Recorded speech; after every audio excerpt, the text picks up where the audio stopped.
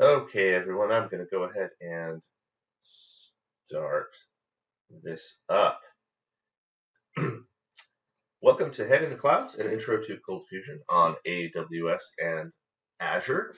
I'm Mark Takata, the Adobe ColdFusion technical evangelist, and I am going to be talking about some very basic ways to get ColdFusion up onto the cloud. And by the cloud, I mean Azure and Amazon AWS. We're not going to be talking about how to get things up onto Google.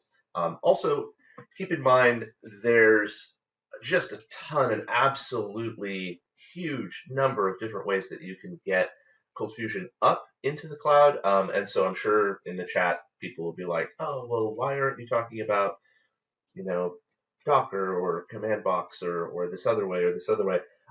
So I could talk about those and probably will have a webinar about those in the future. Today is really about um, getting folks that maybe have not taken that next step, have not actually pushed their stuff up to the cloud quite yet, and are interested in it, but maybe are a little bit nervous. They're not quite sure how to do it, what the steps involved might be, what some of the gotchas might be, especially what the costs might be. That's actually a really big deal for a lot of people, obviously. So we're just going to go over that. I'm going to start off a little bit just with an intro to some of the clouds and what those capabilities and options are in those places, and then we'll move into some brief demos. Something to note, by the way, I'm going to bring up uh, Azure because we're going to be starting with Azure this morning. Something that I wanted to bring up is my hope for this morning was actually to demo the new VMI that we have that's coming out on Azure. If you went to Dev Week, you probably maybe saw that slide. I don't know if you caught that, but we are coming out with a very, very easy way to spin up ColdFusion on Azure. It's kind of, I mean, it's not a one-click install, but it's basically a one-click install. It's a really, really easy way to get something spun up, and it's all set up for you. It's running. It's a subscription. You don't really have to worry about things like licensing on it. Now, I didn't get that given to me in time for this demo today. Unfortunately, I got access to it at 2:30 a.m. This morning, and I still actually don't have full access to it quite yet. So that's okay. I will be doing a Twitch stream this afternoon at 1 p.m. Go ahead and just hop on Twitch, do a search for Mark Takata, or just do /Mark Takata. That's my Twitch handle. And I'm going to be playing with that VMI a little bit this afternoon. If it's something you're interested in seeing, that's my Fool Around and Find Out Twitch stream this afternoon at 1 p.m. PST. So let's take a look at Azure. Azure is obviously Microsoft's cloud offering, and they have just an absolute ton of different features and products and ways to get things up into the cloud. And of course, a lot of those are compatible with ColdFusion. So, for example, they have something called App Service. And App Service used to be called Azure Websites. They love changing the names of their products. It drives me a little bit insane, a little bit. But that's one of the easier ways to get ColdFusion up into Azure is you can actually just output a WAR file, drop it onto the app service, and it will run. Now, I'm not going to be demoing that because it does have some limitations. Creating the WAR can be a little bit interesting, but most importantly, it doesn't include some fairly important features like when you dump that J2EE WAR onto there, you don't get Solar, you don't get the API manager, you don't get the PMT. You have to set those up separately and then link them. It's doable. It's not horrible, but it's certainly not the sort of easy spin up style of demo that I wanted to do for you all today. Another option, of course, is something I've mentioned already, and that is Docker. Docker oh, I'm sorry, Rick asked what a VMI is. So a VMI is a virtual machine image. So on the AWS side, they have what's called an AMI, an Amazon machine image. I assume I don't know what that one stands for.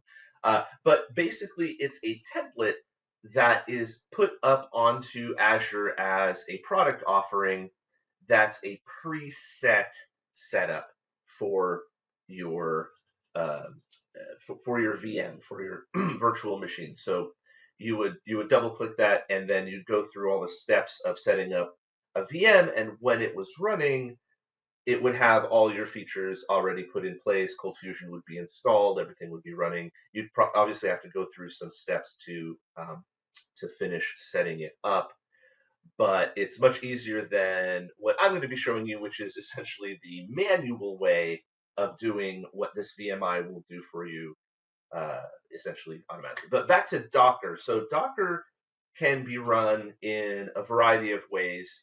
Some somewhat automated, some preset.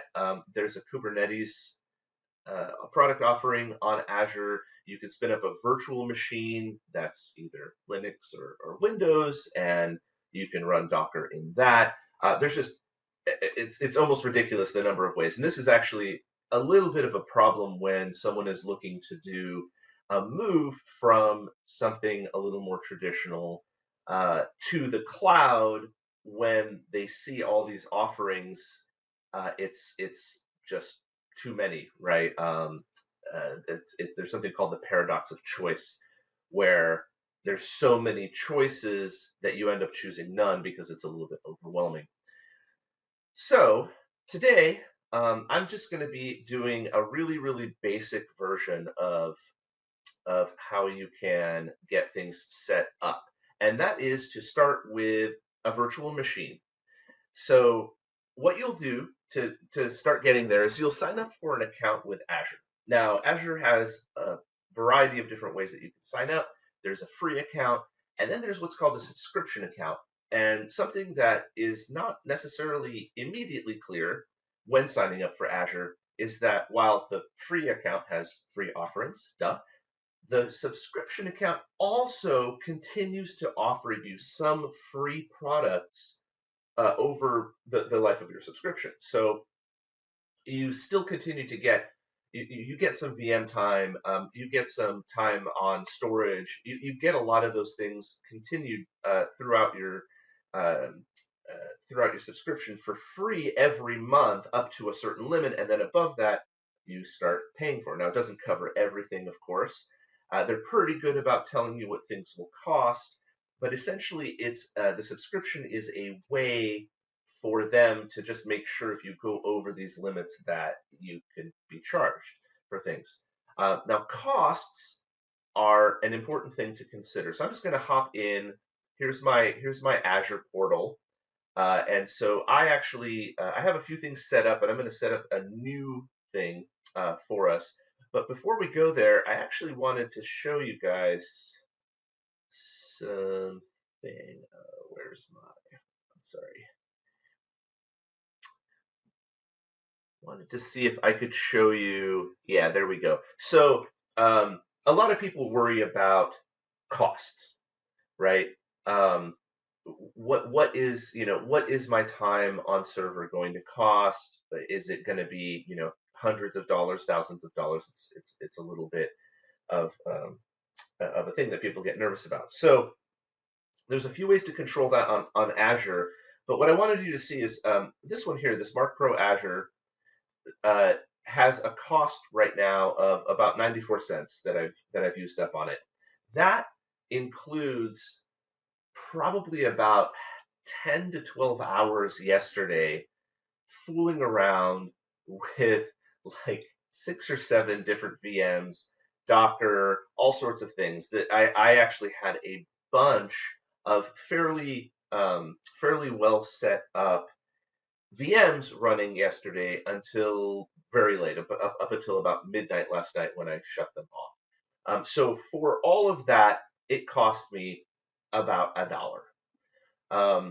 Now, if you were to extrapolate that out into your normal costs, you could probably see that what I'm about to show you would likely cost you, you know, 30, 40 bucks a month or so. It's about a buck a day for cost. So it's not really that bad, but it's very important to pay attention to what the costs are for the things that you're going to be signing up for, because there are things in there that can kind of bite you, especially when you run into things that auto scale. Auto scale can definitely surprise you with costs if you suddenly become extremely popular, but that popularity doesn't translate into immediate cash. You might get in trouble. That happened actually with someone using Firebase on Google. Um, so the other thing too to keep in mind with Azure is they do have these really nice tools that you can use to to keep costs from going a little bit overboard. So, for example, they have an auto shutdown. Now, something that to keep in mind if you're not really familiar with cloud is that when your resources are shut down, you're not paying for them. It's definitely different than, for example, a hosting solution or having something up on a rack in a server space somewhere. It's different. Like for those, you just pay all the time because they're plugged in all the time, they're running all the time, they're secured all the time. With cloud services, and this is sort of universal, if your stuff is turned off, if it's just completely, if it's cold, you're not being charged for it. And you can actually set up Azure to turn off your your spaces at a certain time and then turn them back on. Now, this can get weird because it's the internet. The internet's open 24/7. Sure, that's true. So if this was a website, probably you don't want to do that. But for some people, they'll use a VM, for example, to develop on. They'll use a VM to do testing. And having an automated shutdown will ensure that you don't just walk away from your computer for the night and leave it running and racking up that whatever it is, 3 cents an hour, 4 cents an hour, all night long. And then you wake up to, I mean, it'll be like a 50-cent bill, maybe. Just not that bad. But you can prevent that. Of course, that adds up over a year. So it's good to not do that. So let's go ahead and I'm going to start off, and I'm actually gonna create a virtual machine here for us. Actually, you know what? That's not how I want to do it. Sorry. Let's see. How do I want to do this? Yeah, here we go. Okay, so this is your dashboard, by the way. So when you sign up and you get everything going, this is what your dashboard will look like, and it'll show you your resources, and you'll be able to click on them and alter them, edit them, go in and do changes.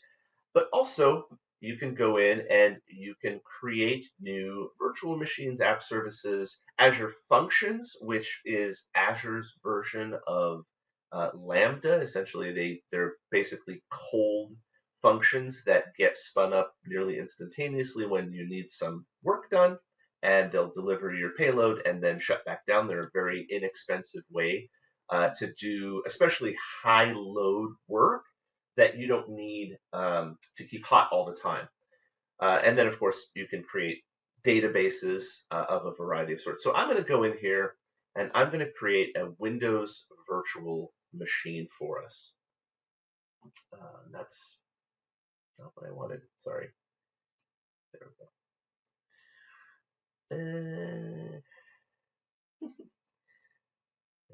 Come on. There we go. Why does this look different than yesterday? All right, everybody. I swear I just did this.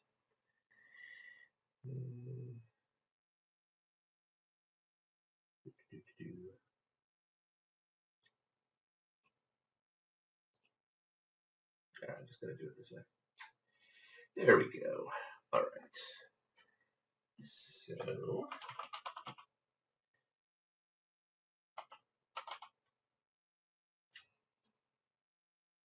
now you can create, by the way, uh, any kind of resource that you want. You may want to create, for example, a Microsoft server. You can do this in Linux, um, and this button right here is actually really important to make this a little bit easier. So click the Start with a Preset configuration. And what you can then do is it will just kind of give you a number of different options of common loadouts. Because all of this ends up being like, like 6 or 7 big long forms with lots and lots of choices that you probably don't really care about necessarily.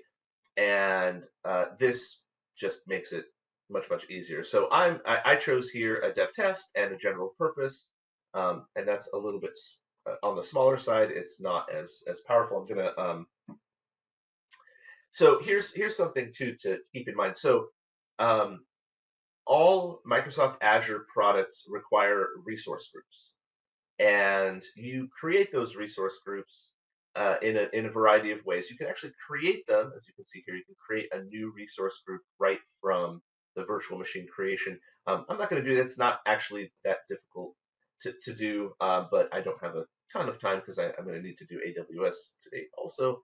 I'm going to choose a virtual machine name. So I'm going to go ahead and say this is going to be Takata Azure Demo 2 because I believe I have one already. Regions. So if you're not familiar with cloud, you know the old joke, the cloud is someone else's computer. Well, that's sort of true, but it's actually a whole bunch of computers in a bunch of places. However, they also geolocate their servers that you're actually serving from in a particular place. And all of those regions have a variety of costs, and those costs are based on what it costs to do business in that part of the world, as well as what kind of backup you might have in that area. For whatever reason, US East tends to be the cheapest, and that's the one that I tend to use, even though I'm on the West Coast. It doesn't really end up mattering for things like a demo here. But if your customers, if your clients primarily are in a particular part of the country, in a particular part of the world, you should really take this into consideration because physics is a harsh mistress. Lag times and latency exist, and so if your customers are in Germany or somewhere else, South America, and you put your you put your region in US East, they might have some performance issues potentially. So you should be able to set that up for them in a way that reduces that type of negative effect for them. So I don't need any redundancy. This is the image that they chose for me. It's Windows 10 Pro. That's just what I'm gonna go ahead and use. Now this is an interesting thing. So spot instances are a discounted way of having an Azure product that costs you less. And this is great for things that really don't need to be up all the time, that you don't mind getting shut down once in a while when the usage needs get higher in the area that you're working in. So I'm going to say yes because I'm cheap, and then they'll give you a different kind um, of whether it's a capacity that will mean that you'll get evicted or not, and what happens to your stuff. So I'm going to say capacity only and stop deallocate. I don't want you deleting my stuff. Um, and now here's one of the pricing things that I was talking about earlier.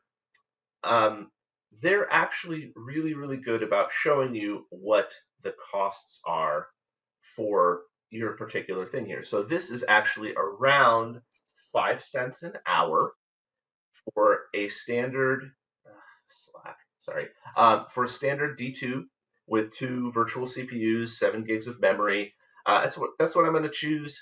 They will actually let you paint yourself in a corner if you want. You can choose often a smaller a smaller setup that's cheaper, which I've done before, and it's kind of annoying because all your stuff runs really slow. I'm just going to go with the default that they recommended, and then I'm going to go ahead and put in a username. Now you might be tempted to say admin. They won't allow that, so I will instead say Mark Takada admin, and I will put in my password, which of course needs to be secure, and that one is. All right, so this is actually also kind of fun. And this is something to keep in mind when you're setting this up as to whether this is going to be a development, a production, internal only, how you're actually going to be connecting to this. So I'd like to be able to connect to this with a browser, and I'd like to be able to do that over HTTP and HTTPS. And I'd actually also like to be able to connect over SSH. I don't. And I would like to connect using RDP as well because I would like to. Um, so I'm going to allow those ports to come in, and this is a bring your own license type of situation. So wink, wink, nudge, nudge. Yes, I have an eligible Windows 10 license. And I'm just going to go ahead and create. Now, you saw there was like a bunch of different options up here with management, advanced tags, and disks. Those are important for you if you have very specific needs. For just getting this up into the cloud, I'm just going to go ahead and set it up with the basic stuff. Now, this is asking me to review, and it's saying, you've got RDP and SSH over to the internet. Oh no, it's recommended for testing. Yes, we know. That's something to keep in mind. Obviously, you want to make sure that when you're setting this up that you're not putting a production system with the front doors all open for bad actors to come in and ruin your stuff. For us, I kind of want it open because I'm going to be playing with it a little bit. So I'm going to go ahead and hit create. All right. So now we see we've actually got a deployment in process. Now, we could sit here and wait for this to go, but ain't nobody got time for that. So I am going to go to something that I set up last night because it will take quite a bit of time for that to actually provision itself. Essentially what it's doing is it's spinning up a virtual disk, it's installing the image for Windows, it's setting up all the ports, it's getting all of the networking set up. And that's okay. We don't need to do that. We don't need to wait to do that. I'm just going to start the setup that I have here. Now, if you look at this, this is exactly what I set up earlier on the other one. It's Windows, it's a standard D2V2, 2 vCPUs, 7 gigs of memory. It is set up with those same ports open to the internet. The only thing that's different about this is that I've actually created a DNS name for it, Azure CF demo.eastus at cloudapp.azure. So this is running. Let's take a look at what this looks like in the cloud. So I've got a remote desktop that's set up here that they actually give you a download for an RDP connector. That didn't work really great for me, but you also have the opportunity to go ahead and connect to it with just a username password, which I'm going to do. And here, maybe. Well, here we are. It's loading. It's loading up. Now, keep in mind, this is not the world's fastest computer, but there we go. Now, what you're looking at right now is a copy of Windows running in the cloud. Excellent, excellent, right? So exciting. Not really. It's kind of the same as running your stuff on on your local stuff. Now, however, the fun part of this is actually that I came on here last night and I installed ColdFusion on here, which is what you're seeing. It's exactly like installing ColdFusion on a Windows server anywhere else. You install, well, depending on which server you have. Since this was 10, I had to install Internet Information Services, put in all the ISAPI filters, all of that fun stuff.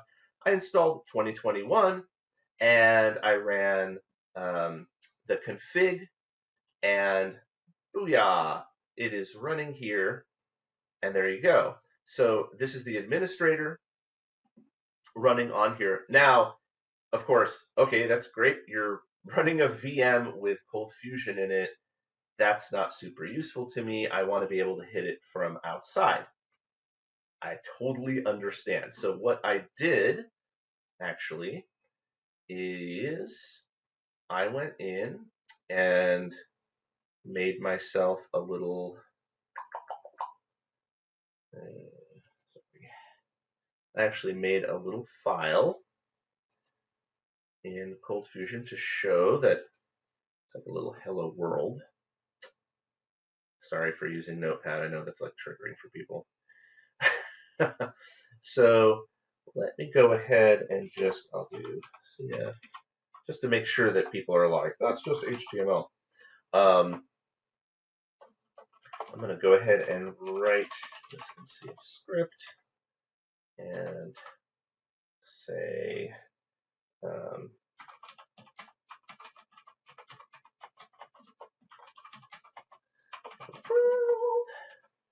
and we're going to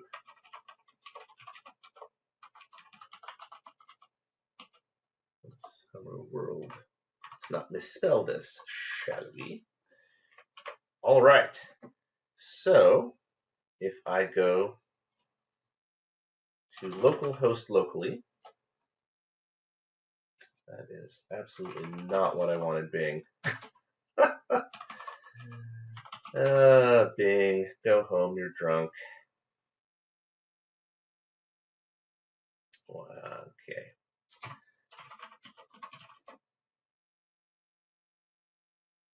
Not sure why that's not working. Oh, because it's HTTPS. No, Bing, stop it. There we go. Bing out here ruining my morning. Okay, so that works locally. Let's bring in something from, oh gosh, let's see.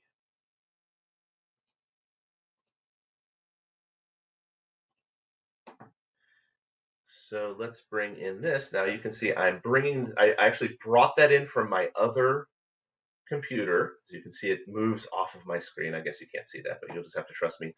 And this is the DNS that I mentioned earlier, Azure CF demo, East US index.cfm. So this is an externally pointed file, and sure enough, we have got hello world. Let me just, I can prove it. If I change this to hello world 1, and save it, and move this over. Haha! Okay, so there you go. That is ColdFusion in AWS with an externally available ColdFusion file. I'm not sure why it was being weird about the HTTPS. I mean, obviously you should be setting up HTTPS and running it that way. I only had 20 minutes to do it, so I'm actually running a little behind. So that's awesome. By the way, if you guys have any questions, I'll be taking questions at the end here, but also you can come to my Twitch stream at 1 and bug me with questions there as well. I would love to see you. That is at 1 p.m. PST. Just search for Mark Takata or go to twitch.com/Mark Takata. Okay, so I'm going to pop out of this remote desktop, and I am going to switch over to Amazon. Okay, so it's the same, right? It's not the same. Unfortunately, Amazon is a very different beast from Azure. It tends to be even more scary to look at, and I can all I have to do is go to their products page and just take a look at what they offer. I mean, it's a little bit overwhelming. Um, I think Brian Class told me that there are 17 different ways of running Docker, of running ColdFusion in Docker in AWS. He was not joking. He was not being facetious or anything like that. There are 17 different ways to run Docker in AWS. And that doesn't even count all of the ways that you can just spin up a Windows VM or a Linux VM and set up ColdFusion yourself that way. We are still working on Lambda. That hasn't gone away. Um, I'm not actually sure when we're going to be able to open that up. We've run into a few problems internally with that. Um, so stay tuned, but that's another way you can potentially run ColdFusion down the way. But the way that I'm actually going to be showing you how to run ColdFusion in AWS is super easy, even easier, I would say, than what I did in Azure, although Azure will soon have a way that is analogous to this. So again, to do this, to come in and start using the management console and setting up things in AWS, you have to sign up for an account. Similar to Azure, there's a free tier that has some limited time free stuff and some other stuff that's free kind of in perpetuity. And then they also have paid accounts, and those accounts, depending on the product, some of the stuff continues to be free or just really extremely low cost. Other things will cost more money, of course, as things go. So I've gone in here. Got my I've got my login, and I'm going to go ahead and search for ColdFusion 2021. I'm going to drop into the marketplace, and you will see there are two products here. Now, these are called AMIs, which, again, I think it's like Amazon, Amazon something images. And it says that they're sold by Coalesce Solutions. Coalesce Solutions is a partner of Adobe. They are the ones that set up these images for us. They did a great job. So definitely, come in and support these folks. So what I'm going to do is I'm going to spin up, this time, ColdFusion in Linux. So I'm going to choose this particular product. And you'll come in here, and it's like any other product in AWS. You'll see the costs and all that stuff. The cost is something I want you to take a look at, because if you remember when we were over on Azure, it was 5 cents an hour. Over here, we're at 6 cents, or we're at 60 cents an hour. That's a big jump. Why is that? Well, the difference between what I was showing you in Azure and and what I'm showing you here is, over on Azure, none of that was licensed, right? So if you were bringing ColdFusion in, hold on, looks like I have they were all, oh my God. This is why I want my stuff open. Sorry guys, I missed a bunch of. It's licensing for CF the same when running on Cloud VM as opposed to on your own server. It is not. Yeah, so hold on, let me just go through here.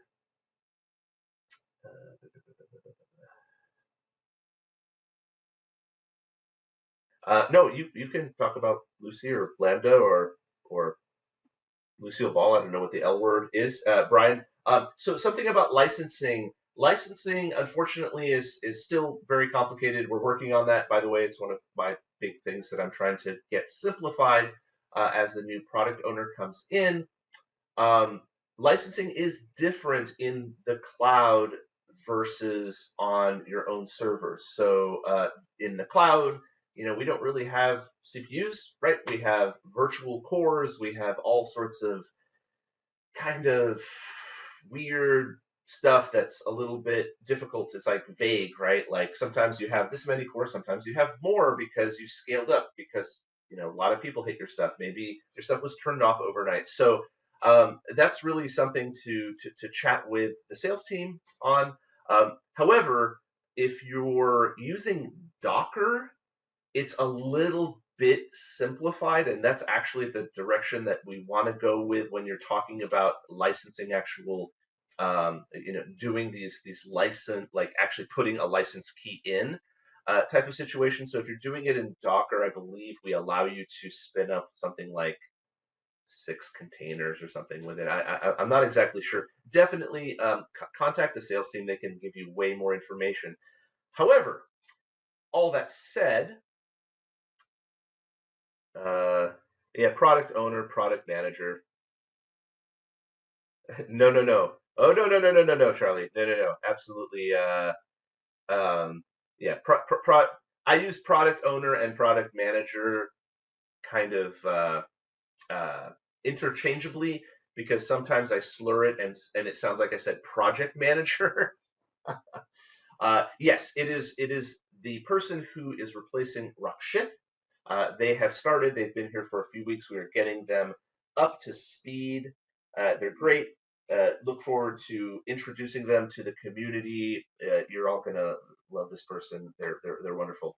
Um, so when it comes to licensing over here on AWS, it's a little bit less of an issue because you're not actually having to worry about putting in a license key and worrying about all your cores and all of that. So this 60 cents an hour cost actually includes the license fee for ColdFusion that's running on here. It's enterprise, so you get all of the features of enterprise on it, and that's all great.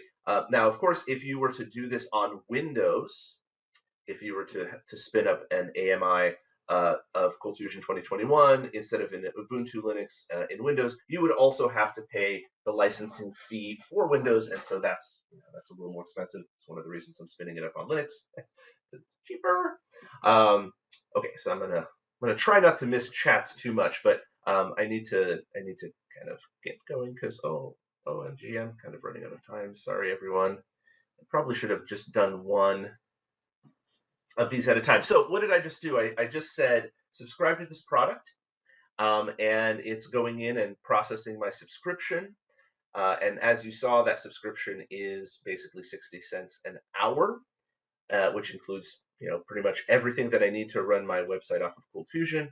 And keep in mind, again, if your stuff is cold, then you're not paying for it, right?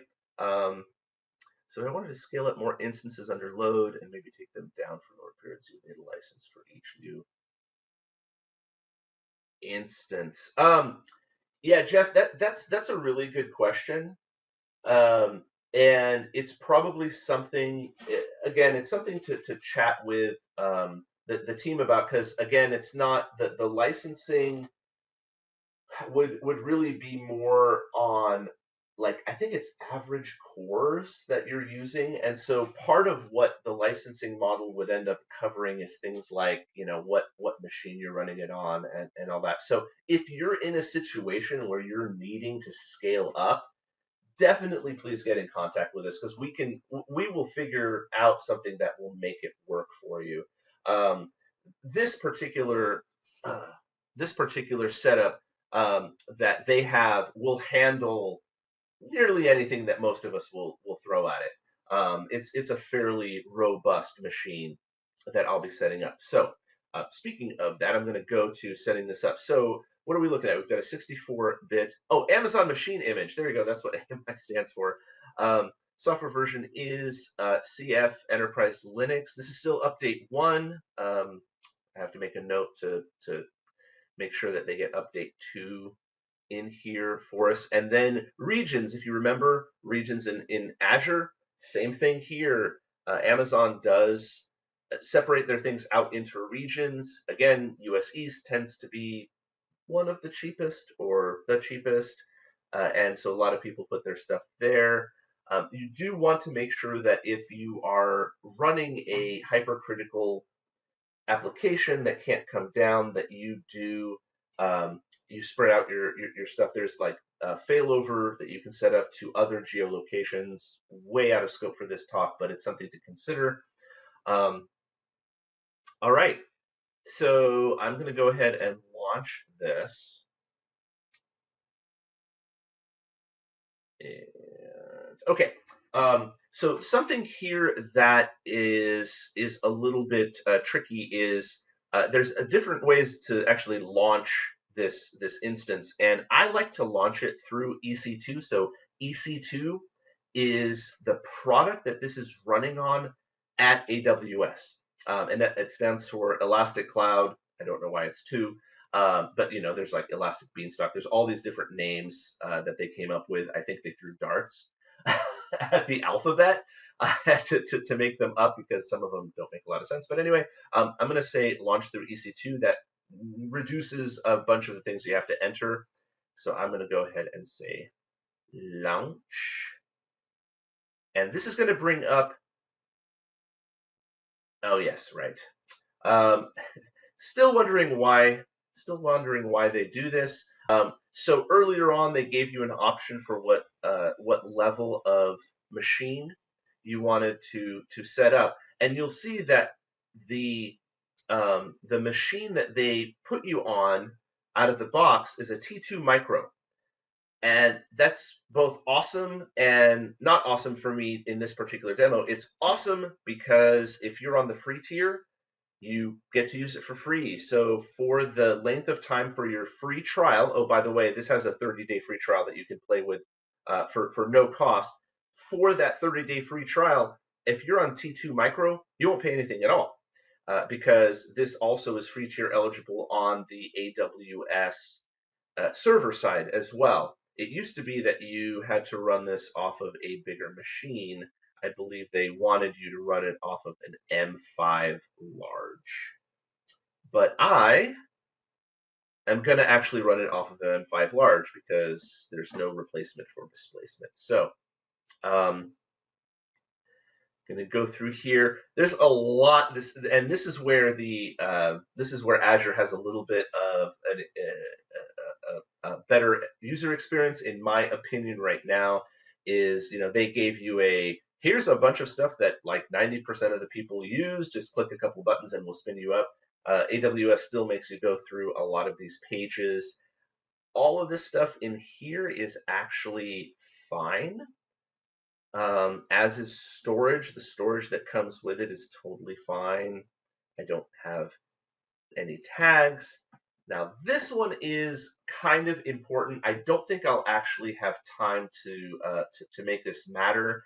But if you are coming in and playing with this, you should set up. Oops.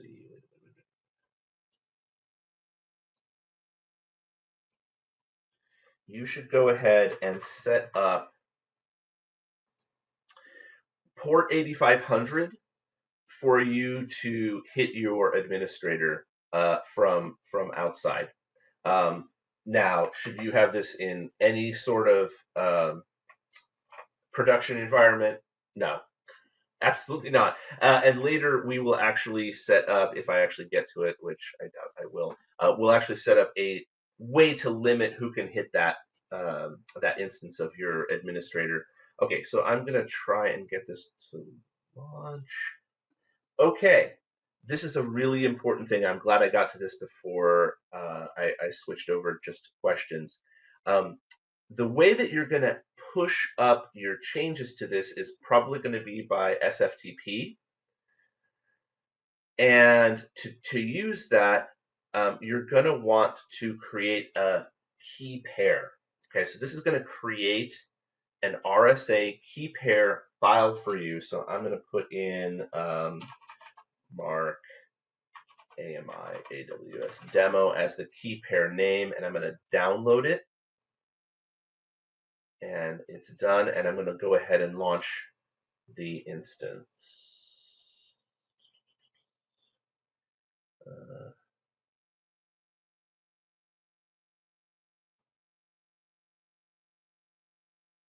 Yeah, Charlie, right. So 8 containers, not 70, right? Oh, Elastic Cloud Computing. Thank you, Sean.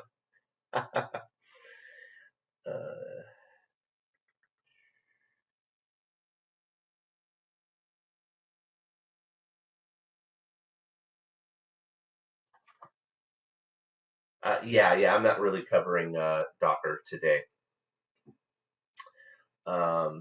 unfortunately. So I'm kind of getting close to the end of my talk time here.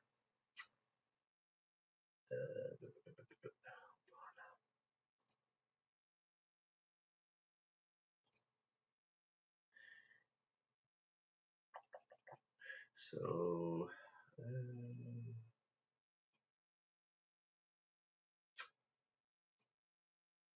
just going to pop into my EC2 and go to my instance. So here is my running instance, and I'm going to go ahead and click on it.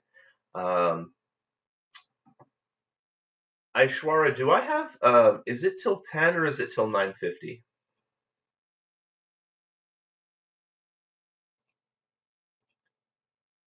Not sure if she's still on here today.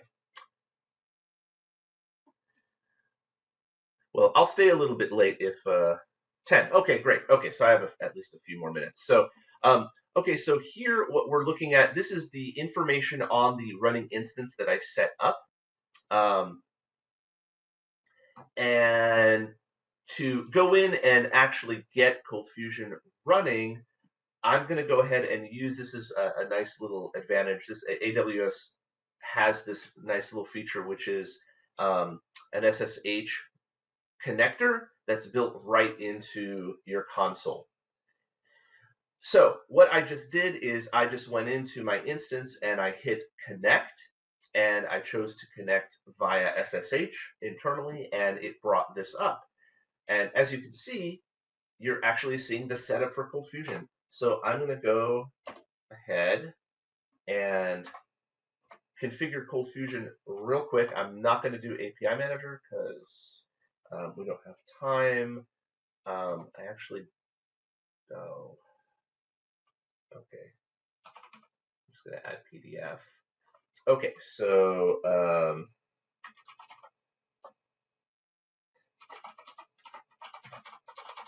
going to enter in. Okay, so this is something important. When you're configuring this in here, there's actually the ability to limit who comes in to your administrator via IP address. And I think it's a pretty good idea. Now, obviously, can that be fake? Yeah, people can fake it, and you probably shouldn't be hitting your you probably shouldn't be hitting, you shouldn't be opening up your administrator to the outside world anyway, but for what we're doing here, I'm just going to go ahead and do it because YOLO, why not?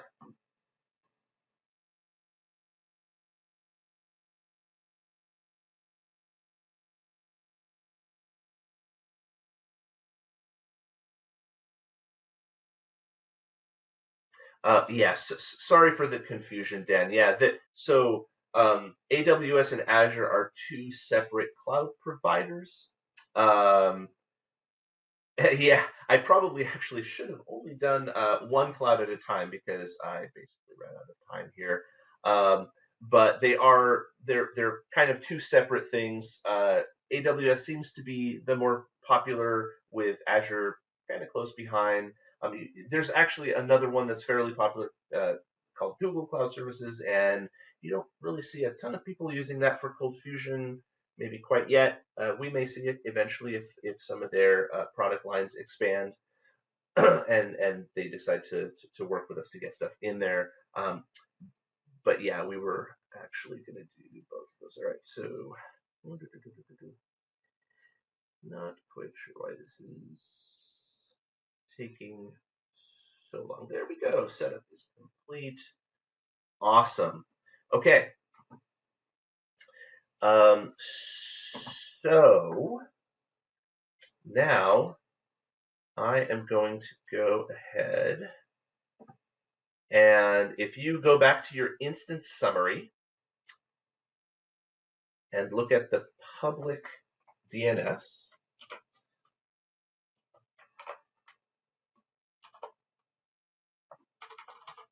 and then go to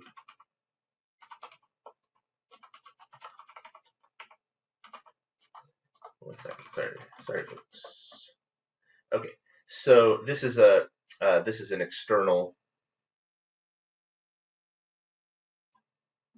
Wait, did that just hop from my other screen into this one? How did that happen? Anyway, so I'm actually coming in from outside. I'm using the external DNS, and I'm hitting my CFIDE administrator here from outside, and I can go ahead and put in my stuff. So this is ColdFusion running on AWS. Now, unfortunately, I don't really have time to cover how to set up your FTP to hit this in detail, but essentially what you would end up doing is you would use your FTP program. In this case, I'm using FileZilla, and you would use the SSH file transfer protocol, and the logon type would be key file. In this case, you would use Ubuntu because that's the user, and you would install the key file, the key pair file that we generated earlier.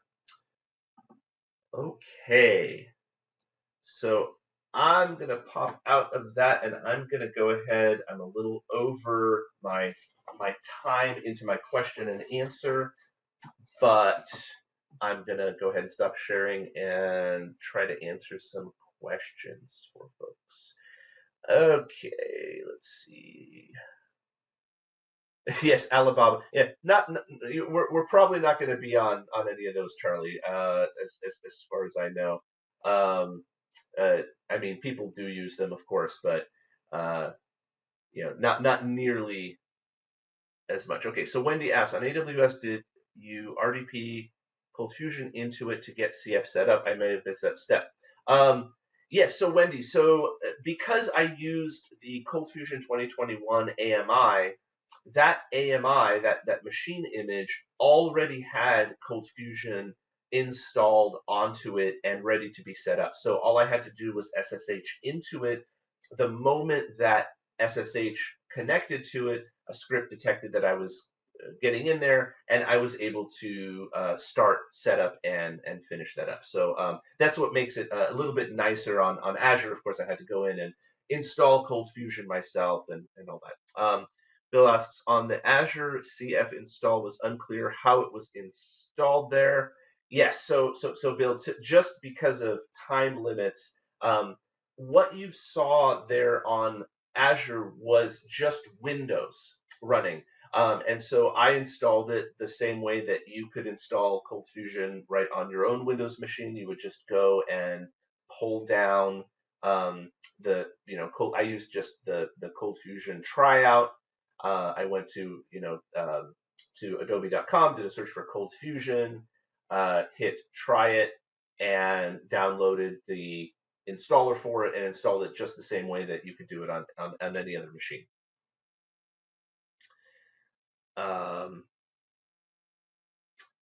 Yes, can you drop your existing VM with CF setup onto Azure AWS? Yes, Harkin, I didn't cover that, but they do allow you to set up a VM using your own files to import them in. I think there may be some limitations there. You obviously have to still have licenses for everything. I like CF on Docker, but I've read Docker instances might have security concerns. Yeah, Josh, I've heard that also. I think a lot of what those concerns come from is people setting up their Docker in unsecure ways. I think that if you set them up kind of the proper way, especially behind all of the security that AWS and Azure offer you, you can run it securely. I know a lot of companies that use it in production securely in the cloud. Um, this was a really good overview. Oh, thank you, Rick. I appreciate that. Yeah. Definitely look forward to more deeper dive stuff. I probably should have done this as two separate webinars. I think maybe what I will have to do is set up a couple of webinars in the future, one focusing on Azure and the other on AWS, and really kind of deep dive into it to give a little bit more information. All right. So, any more questions? We got about 4 minutes. You're welcome, Michael. You're very welcome.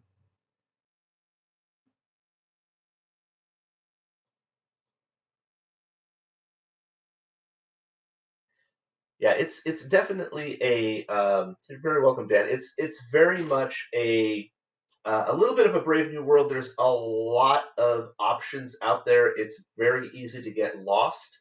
I definitely recommend that you all just sign up for they have free accounts on there. Just kind of pay attention to what things you're setting up, and play around. Even if you're getting charged for something, just kind of keep an eye on it, and it'll be a few cents here, a few cents there, and for the most part, you really won't get yourself in trouble. Really important though, whenever you're done with anything, is to shut down or deallocate or delete your instances whenever you're done playing, because they do continue to accrue things even if you're out of their interface there. Uh, yes, I believe this is being recorded. Aishwara, hopefully you can confirm that this is getting recorded. My Twitch stream this afternoon will not be recorded, as far as I know, because I'm sort of like a little guy on Twitch, so I don't get my recordings recorded by them. But and that's mostly a playtime anyway. By the way, Josh, if you go to Josh and Ruby, also, if you go to coldfusion.adobe.com, there's a tab up at the top called Webinars, I believe, and I think we have webinars there that are recorded that you can go ahead and read. And coming up fairly soon, trademark, we're going to be upgrading that section of the website so that you can actually potentially click into and know which webinars are currently live and easily watch older webinars just right in the same interface. So that's coming. We're working with a team to kind of get that in place. It's non-trivial, but it's going to be a huge improvement over the UI there. And I think you all are going to love it. It's going to make it much easier to go ahead and consume all of these. Thank you, Dimitri. Yeah, you're welcome, everyone. Oh, Charlie, it doesn't? Okay. That's good to know. I'll have to, yeah, I know I've done at least, well,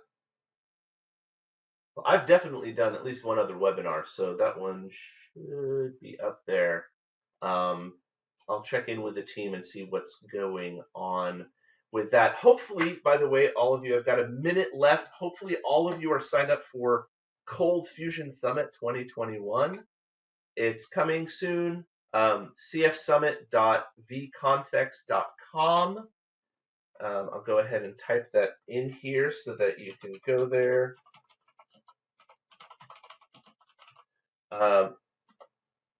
Get in there, sign up.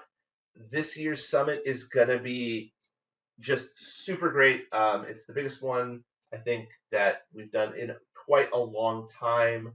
We're going to have amazing speakers. We have speakers from outside of the ColdFusion world in adjacent technologies that are coming. We've got an amazing keynote speaker coming in. You're going to have just an absolutely fantastic time. Please sign up. We want to see you all there. All right.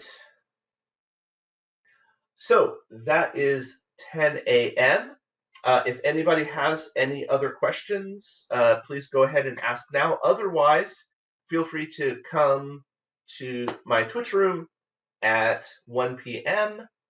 and we can chat about other things if you have other questions. I'm going to be playing with the VMI for Azure. Hopefully, I'm still trying to get my hands on it in a way where I can manipulate things. I've got a few hours to get it, so hopefully I will get it. If not, I will be doing a talk on developing and designing applications using ColdFusion, so that should still be interesting to folks.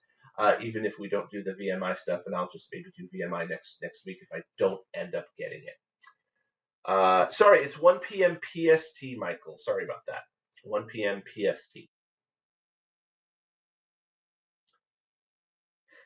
Yes, Charlie. Sorry. Let me. I've kind of said it a couple of times, but I didn't post it. Let me go ahead and post it right here. That is my Twitch channel. And this is going to be a show that I will be putting on once a week to start. Hopefully, I'll have more streams as we go along and I start to get more interest and people coming with ideas of things they want to hear me talk about. Definitely would love to hear your feedback. If anyone has questions or comments or concerns or feedback that they would like to send to me directly, you can always email me at takata@adobe.com. I want to thank you all for coming and watching this morning. Hopefully, you learned a few things. And sorry for running out of time, but maybe we can cover a little bit more this afternoon. And we will see you next time. I will be doing another webinar next month. Not sure what it is. Maybe you can come to my Twitch channel today at 1 p.m. PST and make suggestions of what you would like to see next month here in the webinar. Awesome. Yes, Charlie. Thank you. Thank you for filling in. It definitely helps. It helps when since I can't see the chat while I'm presenting. It's very useful to have someone in there and helping to answer questions. So thank you very much.